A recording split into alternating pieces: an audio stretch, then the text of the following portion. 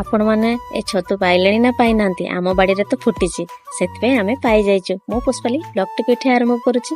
सकाळु सकाळु बाबू उठी पड़ी देखी पकई छतु से मत डाकरा पकड़े कहले आस देख छतु छतु तोड़ी आनी सारा भितर एपट मो पुओ खाइब बोली टिफिन रेडी करदेली। मिक्सचर भुजा से सब गोले देकी से खाइला तापर टिफिन नहीं गला।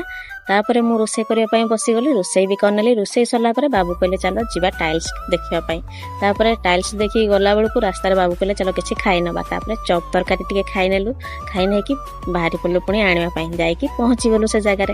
तापर देखो केते सुंदर सुंदर स्टाइल आछि ठाकुर घर पाई किचन पाई बाथरूम पाई सबू जगह पाई अच्छी। तापर आम किचन पाई किसी चॉइस कलु आउ बाथरूम पाई भी किसी चॉइस कलु। तापर मु तळकु ले आसली से जगहटा एते सुंदर थिला सेति मु आपन को टिके कैमरा बुले के टिके देखै नेली। मु भी टिके वीडियो बनैबा पई टिके फोटो उठेला भलिया टिके लुक नहीं गली।